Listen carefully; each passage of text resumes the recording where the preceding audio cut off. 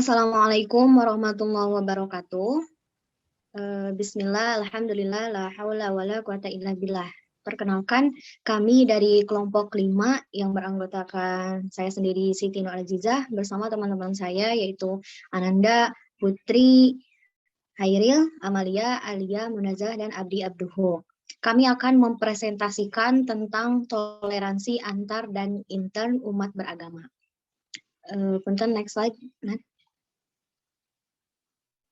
Nah, istilah toleransi sendiri itu dari bahasa Latin ya teman-teman, yaitu tolerar, nah, yang berarti sabar terhadap sesuatu.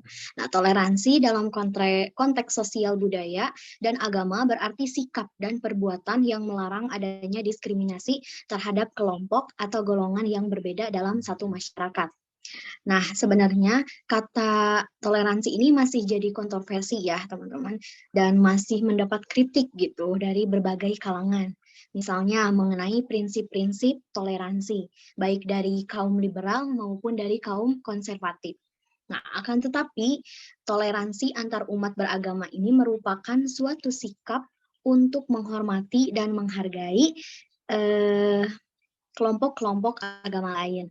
Nah, konsep ini itu tidak bertentangan dengan Islam ya, karena toleransi itu merupakan konsep agung dan mulia yang sepenuhnya menjadi bagian organik dari ajaran agama-agama, termasuk agama Islam. Begitupun dengan toleransi inter umat beragama.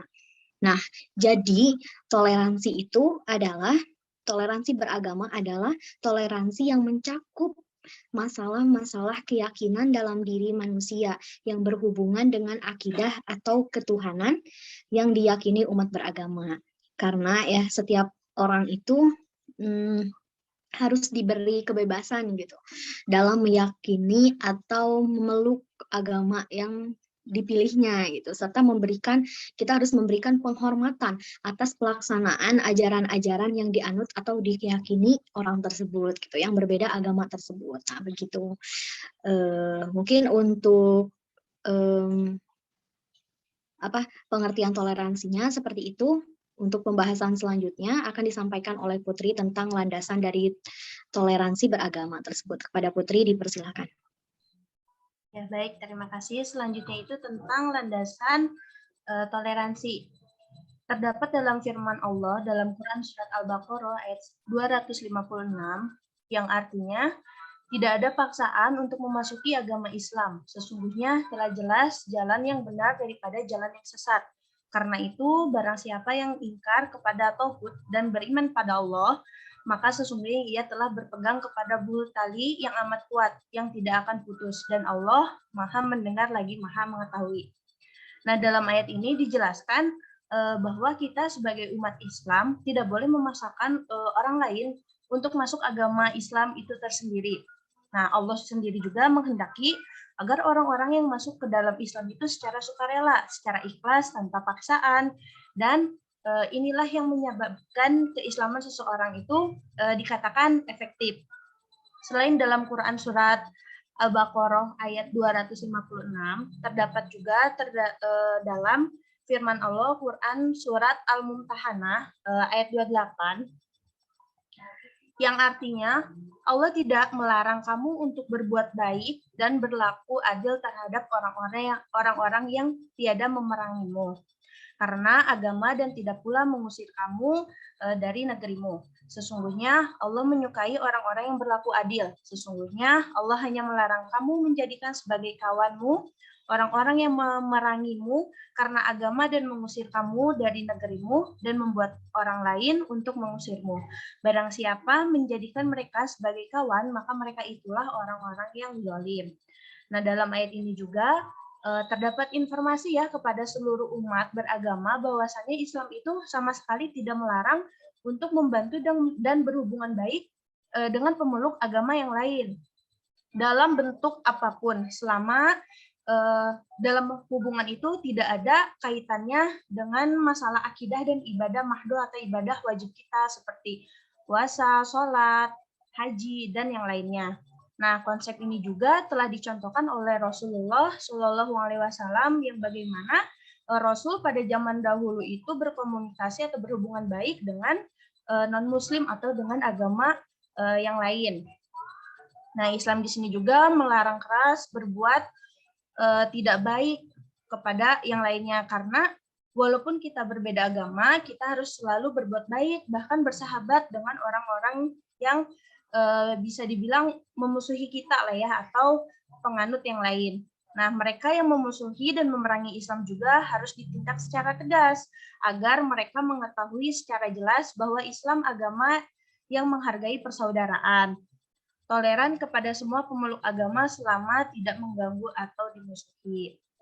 Mungkin cukup sekian pembahasan terkait tentang landasan toleransi. Selanjutnya kembalikan ke moderator. Terima kasih.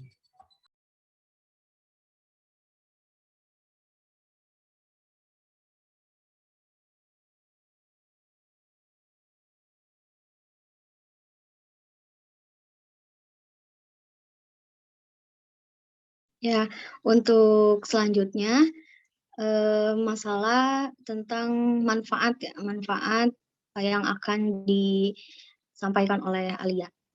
Kepada Alia dipersilahkan. Ya, baik, terima kasih Adijah. Di sini saya akan menjelaskan manfaat dari toleransi dalam beragama. Nah, ada apa aja sih? Yang pertama itu dapat terhindar dari adanya perpecahan antar umat beragama. Nah, setiap orang itu sudah sepatutnya ya untuk menanamkan di dalam dirinya punya sifat toleransi gitu, serta menerapkannya di kehidupan bersosial masyarakat. Nah, sebagai contoh itu sikap toleransi antar umat beragama bisa kita lihat di negara kita yang sekarang itu kan banyak yang maksudnya keberagaman agama dan kepercayaan. Nah, jika toleransi antar umat agama ini tidak tentram, tidak tertanam di dalam pribadi masing-masing warga negara Indonesia ini, maka kemungkinan besar itu kan bakal terpecah belah gitu dan nggak akan bertahan lama. Nah, yang kedua, manfaat dari toleransi dalam beragama ini dapat mempererat tali silaturahmi. Pada umumnya juga adanya suatu perbedaan ini selalu menjadi alasan terjadinya pertentangan antara orang atau golongan yang satu dengan yang lainnya gitu. Nah, khususnya bagi mereka yang nggak bisa menerima adanya perbedaan tersebut. Nah, salah satu contoh adalah adanya perbedaan agama yang menjadi salah satu faktor penyebab terjadinya berbagai konflik serta pertikaian di antara sesama manusia seperti tindakan terorisme, pembantaian pemuka agama dan lain sebagainya yang pada akhirnya akan mengakibatkan dampak pada timbulnya kesengsaraan bagi manusia lainnya. Nah, solusinya tuh bagaimana sih? Solusinya tuh bisa menumbuhkan kesadaran ke dalam diri masing-masing orang tentang pentingnya rasa saling menghormati dan menghargai gitu guna merajut hubungan damai antar penganut agama. Nah, yang ketiga itu ada pembangunan negara akan lebih terjamin dalam pelaksanaannya. Yang keempat, terciptanya ketentraman dalam hidup bermasyarakat. Yang kelima, lebih mempertebal keimanan. Burhanuddin dalam Aminullah Syarbini menegaskan bahwa tujuan kerukunan antar umat beragama dibagi menjadi 4, yaitu yang pertama ada meningkatkan keimanan dan ketakwaan terhadap masing-masing agama, yang kedua mewujudkan stabilitas nasional yang mantap, yang ketiga menjunjung dan mensukseskan pembangunan, dan yang terakhir ada memelihara dan mempererat rasa persaudaraan antar umat beragama. Gitu. Mungkin cukup sekian. Mangga, moderator. Ya, begitulah manfaat-manfaat yang didapatkan dari toleransi ya, teman-teman. Sekarang pembahasan selanjutnya yaitu tentang faktor-faktor dan hukum bebas memeluk agama bagi setiap orang itu yang akan disampaikan oleh Ananda. Ya baik, selanjutnya ke faktor-faktor yang mempengaruhi toleransi. Nah, di sini ada 3 faktor, yaitu 1, kultural teologis, yang kedua institusional, dan yang terakhir ada psikologis. Nah, apa itu kultural teologis? Kultural teologis yang cukup populer ialah teori modernisasi, di mana teori ini menambahkan variabel penjelasan lain ke dalam model tingkat pembangunan sosial ekonomi di masyarakat. Nah, yang kedua ada institusional, yaitu pengaruh agama yang berlebihan atas intuisi negara, mengancam suatu kapasitas negara untuk berlaku untuk bersifat adil terhadap kelompok, moralitas agama ataupun non-agama. Dan yang terakhir ada psikologis. Psikologis merupakan salah satu faktor yang mempengaruhi terjadinya toleransi. Faktor psikologis mempunyai 3 variabel yang mempengaruhi toleransi. Yang pertama berkaitan dengan kapasitas kognitif, kemudian kedua yaitu persepsi, dan yang terakhir ada berkaitan dengan predisposisi kepribadian. Nah, menurut Al-Qardawi dalam Anis Malik Toha menyebutkan 4 faktor utama Islam yang menyebabkan toleransi yang unik selalu mendominasi perilaku orang Islam terhadap non-Muslim. Yang pertama ada keyakinan terhadap kemuliaan manusia, apapun agamanya, kebangsaan, dan kesukuannya. Yang kedua ada keyakinan bahwa perbedaan manusia dalam agama dan keyakinan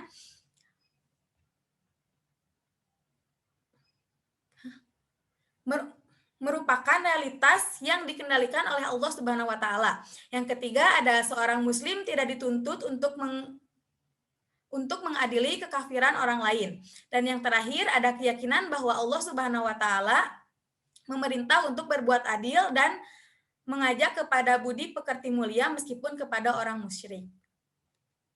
Nah, kemudian dilanjutkan oleh saya tentang hukum bebas memeluk agama.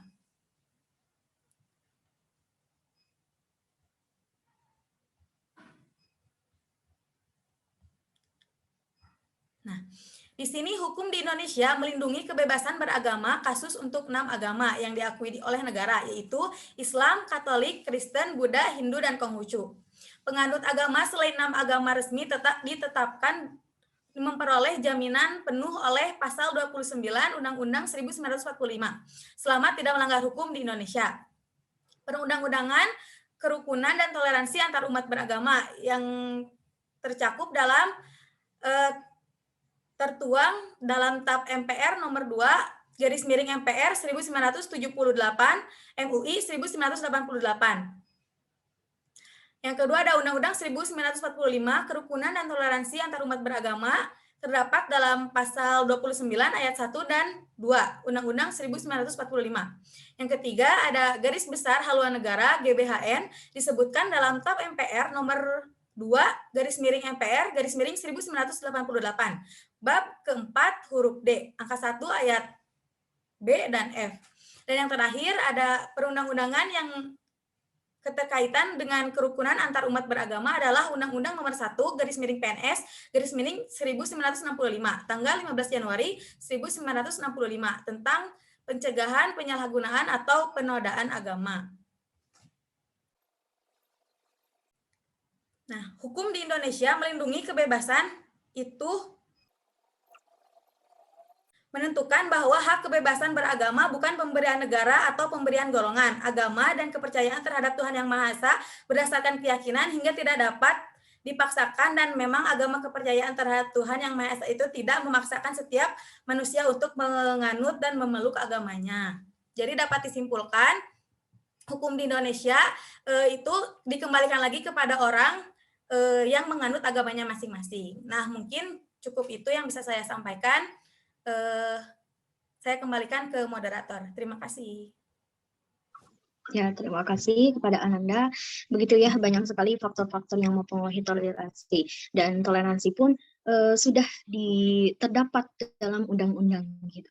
Untuk pembahasan selanjutnya, yaitu kita langsung ke inti, yaitu bagaimana sih toleransi antar umat beragama. Nah, di sini bakal dijelaskan oleh saudari Munazah. Kepada Munazah dipersilakan. dalam interumat beragama untuk menghindari perpecahan di kalangan umat Islam dan memantapkan ukhuwah Islamiyah, para ahli menetapkan 3 konsep. Yang pertama, ada konsep tanawul al-ibadah, yaitu keragaman cara beribadah. Konsep ini mengakui adanya keragaman yang dipraktekkan Nabi dalam pengamalan agama yang mengantarkan kepada pengakuan akan kebenaran semua praktek keagamaan selama merujuk kepada Rasulullah. Dan yang kedua, konsep al-muhtiu fi al-ijtihadi lahu ajrun, itu yang salah dalam berijtihad pun mendapat ganjaran. Konsep ini mengandung arti bahwa selama seseorang mengikuti pendapat seorang ulama, ia tidak akan berdosa, bahkan tetap diberi ganjaran oleh Allah Subhanahu wa taala walaupun hasil ijtihad yang diamalkannya itu keliru. Dan yang terakhir ada konsep la hukmah lillah qabla ijtihadi al-mujtahid, yaitu Allah belum menetapkan suatu hukum sebelum upaya ijtihad dilakukan seorang mujtahid. Konsep ini dapat kita pahami bahwa pada persoalan-persoalan yang belum ditetapkan hukumannya secara pasti baik dalam Al-Quran maupun Sunnah Rasul, maka Allah belum menetapkan hukumnya. Nah, untuk ketiga konsep di atas memberikan pemahaman bahwa ajaran Islam mentolerir adanya perbedaan dalam pemahaman maupun pengamalan. Untuk menjelaskan selanjutnya oleh Amalia. Selanjutnya, hubungan antar umat beragama. PPT-nya. Islam mengajarkan prinsip kesamaan dan kesetaraan manusia sebagaimana yang diungkapkan Al-Quran, yaitu pada Quran Surat Al-Hujurat ayat 13. Yang artinya, hai manusia, sesungguhnya kami menciptakan kamu dari seseorang laki-laki dan seorang perempuan dan menjadikan kamu berbangsa-bangsa dan bersuku-suku supaya kamu saling kenal mengenal. Sesungguhnya orang yang paling mulia di antara kamu di sisi Allah ialah orang yang paling takwa di antara kamu. Sesungguhnya Allah Maha Mengetahui lagi Maha Mengenal. Dari segi agama, ajaran Islam menunjukkan universalisme dengan doktrin monoteisme dan prinsip kesatuan alamnya. Selain itu, tiap manusia tanpa perbedaan diminta untuk bersama-sama menerima satu dogma yang sederhana, dan dengan itu ia termasuk ke dalam suatu masyarakat yang homogen hanya dengan tindakan yang sangat mudah, yakni membaca syahadat. Jika tidak ingin masuk Islam, tidak ada paksaan dan dalam bidang sosial ia tetap diterima dan menikmati segala macam hak kecuali yang merugikan umat Islam. Ditinjau dari segi sosiologi, universalisme Islam ditampakkan bahwa wahyu ditujukan kepada semua manusia agar mereka menganut agama Islam. Dan dalam tingkat yang lain ditujukan kepada umat Islam secara khusus untuk menunjukkan peraturan-peraturan yang harus mereka ikuti. Karena itu, maka pembentukan masyarakat yang terpisah merupakan suatu akibat wajar dari ajaran Al-Quran tanpa mengurangi universalisme Islam.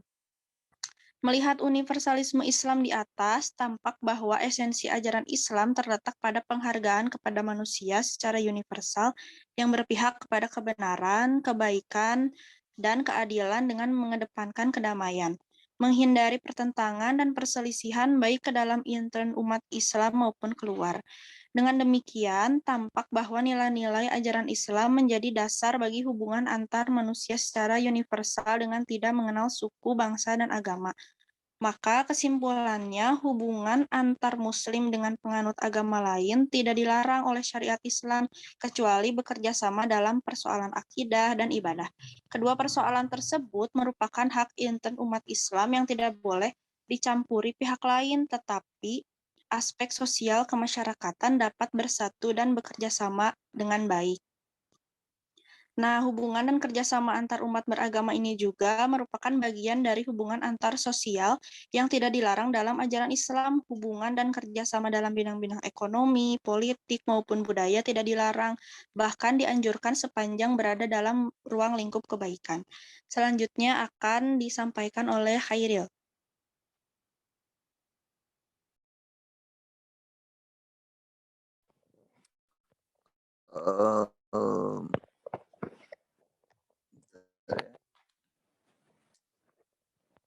Moderator, dari mana? Ya, begitulah ya hubungan atau toleransi antar inter dan antar umat beragama sekarang akan diceritakan bagaimana sih aktualisasi hubungan umat beragama di Indonesia ini gitu yang akan disampaikan oleh Hairil. Silakan Hairil.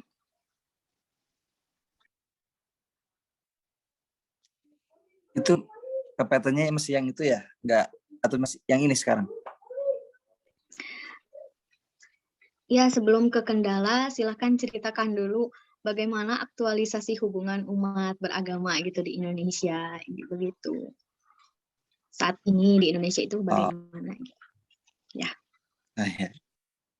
Jadi baik, saya akan menjelaskan hubungan antar beragama, bahwasannya Islam itu mengajarkan prinsip kesamaan dan kesetaraan manusia sebagai yang diungkapkan dalam Quran surat Al-Hujurat ayat 13.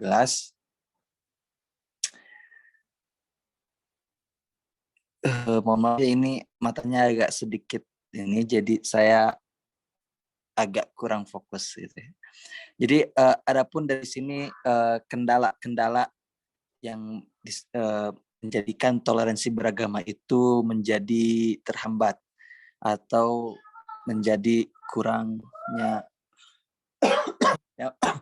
Yang pertama itu ada fanatisme, yang kita ketahui fanatisme itu adalah kepercayaan atau keyakinan yang sangat kuat terhadap yang mereka anut ya. Yang kedua, radikalisme. Apa itu radikalisme? Yaitu suatu kelompok atau komunitas yang mengajak beberapa orang yang berbeda paham untuk sejalan dalam menganut sesuatu paham yang sama. Jadi ini mereka sama saja seperti orang-orang yang fanatik atau orang-orang yang tidak bisa menerima hukum-hukum dari kaum-kaum yang mereka tidak anut. Yang ketiga itu ada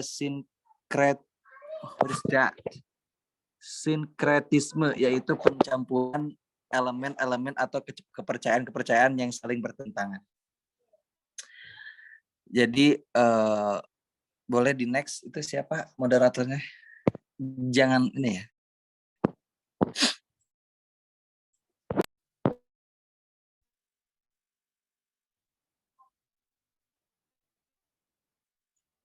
Adapun ada masalah-masalah intoleransi beragama yang ada di Indonesia.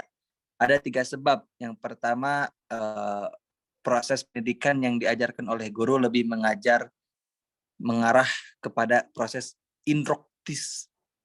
indoktrinisasi, sehingga posisi agama sebagai sesuatu yang absolut.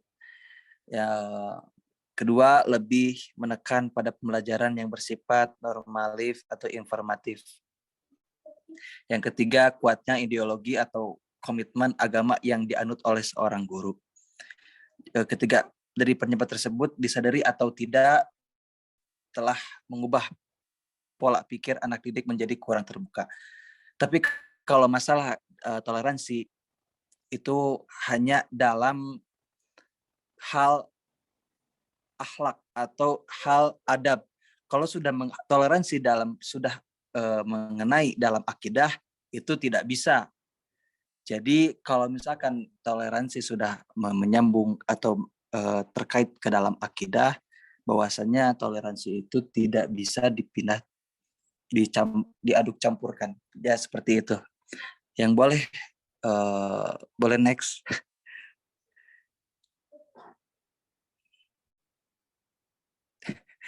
Bahwasanya kesimpulan ini itu sama Mas Adi atau sama saya juga? Sama Adi. Oh boleh, ya boleh. Ya. Mas Adi, silahkan. Kita lanjutin kepada Adi aja.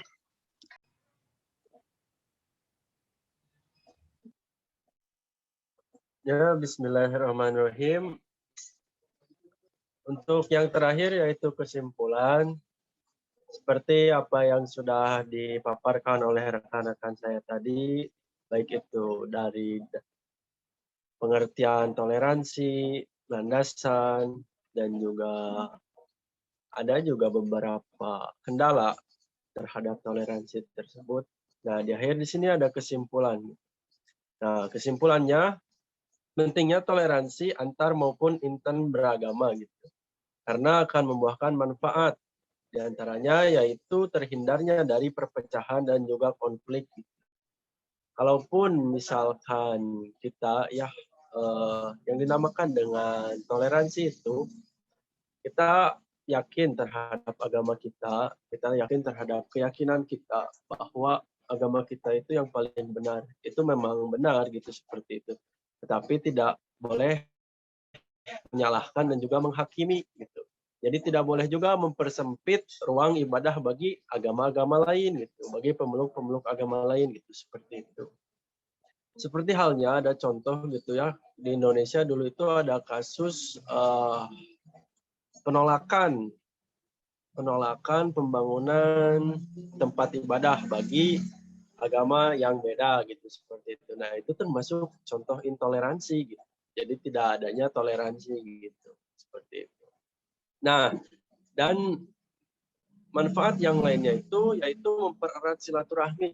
Nah, silaturahmi di sini itu kita tidak hanya menjalankan dengan sesama manusia yang seiman gitu, tetapi dengan orang-orang yang berbeda iman juga kita harus menjalin hubungan yang baik gitu. Karena itu yang dinamakan toleransi gitu. Toleransi itu bukan berarti membiarkan gitu, seperti itu. Tetapi kita juga berhubungan baik seperti itu ya. Dan juga terciptanya ketentraman dalam hidup bermasyarakat dan juga lebih mempertebal keimanan. Ya, karena puncak dari kenyamanan itu yaitu adalah kedamaian gitu ya, seperti itu. Dan adapun langkah-langkah untuk memaksimalkan dalam toleransi beragama itu ada 4 gitu ya. Pertama, para pembina formal termasuk aparatur pemerintah dan para pembina non formal yakni tokoh agama dan tokoh masyarakat merupakan komponen penting dalam pembinaan kerukunan antar umat beragama gitu. Nah, di sini itu pembina formal yaitu aparatur negara dan juga non formal yaitu tokoh agama. Di sini itu mempunyai peran dan juga di sini itu mempunyai peran yang sangat penting gitu. Karena mengapa? Karena mereka itu bisa mengedukasi masyarakat yang kurang paham terhadap toleransi. Ada masyarakat yang paham terhadap toleransi tetapi tidak bisa dalam pengaplikasiannya gitu seperti itu ataupun salah dalam pengaplikasiannya. Nah, para pembina formal dan non formal di sini diharapkan bisa mengedukasi bagi masyarakat gitu yang pemahamannya kurang terhadap toleransi gitu agar terciptanya lingkungan yang sejahtera dan juga damai. Yang kedua, masyarakat umat beragama di Indonesia yang sangat heterogen perlu ditingkatkan sikap mental dan pemahaman terhadap ajaran agama serta tingkat kedewasaan berpikir agar tidak menjurus ke sikap primordial gitu. Nah, ya sikap kedewasaan orang-orang Indonesia itu memang bisa diukur sedikit gitu ya, masih minim gitu. Karena banyak orang-orang yang mementingkan dirinya sendiri gitu. Jadi kalaupun misalkan dari agama lain ada yang ingin membangun tempat ibadah yang baru, terus ada yang menolak gitu, bahkan sampai menutup untuk peribadahannya gitu. Seharusnya kalau mempunyai sikap toleransi kita mengedukasi orang yang menutupnya gitu ataupun menolak untuk pembangunan peribadahan tersebut gitu. Berbeda pandangan itu memang boleh gitu, tetapi tidak boleh menghakimi gitu ya seperti itu. Nah, yang ketiga, peraturan pelaksanaan yang mengatur kerukunan hidup umat beragama perlu dijabarkan dan disosialisasikan agar bisa dimengerti oleh seluruh lapisan masyarakat. Nah, ini tidak kalah penting dari nomor 1 dan nomor 2. Gitu. Karena ini itu merupakan pengaplikasiannya gitu. Jadi disosialisasikan tidak hanya teori saja. Tidak hanya orang itu saja yang tahu gitu. Jadi disampaikan kepada umat-umat, kepada orang-orang yang lain. Kalau di dalam bahasanya itu baligu anni walau ayah gitu ya. Sampaikanlah walaupun satu ayat itu seperti itu. Perlu adanya pemantapan fungsi terhadap wadah-wadah musyawarah antar umat beragama untuk menjembatani kerukunan antar umat beragama. Nah, di sini tuh perlu pemantapan gitu fungsi terhadap wadah-wadah musyawarah gitu ya. Jadi kita itu harus dalam bermusyawarah itu antar umat beragama itu tujuannya itu untuk menjembatani gitu. Menjembatani kerukunan antar orang-orang yang berbeda agama, berbeda keyakinan gitu seperti itu. Jadi perlu dimantapkan juga fasilitas yang satu ini gitu seperti itu. Cukup sekian yang bisa saya sampaikan. Saya kembalikan lagi kepada Ibu Moderator, silahkan. Ya, terima kasih kepada semua yang telah mempresentasikan. Mungkin cukup sekian juga ya yang dapat kami sampaikan mengenai toleransi antar dan inter umat beragama. Mohon maaf atas segala kekurangan. Billahi taufiq wal hidayah. Wassalamualaikum warahmatullahi wabarakatuh. Waalaikumsalam Warahmatullahi wabarakatuh.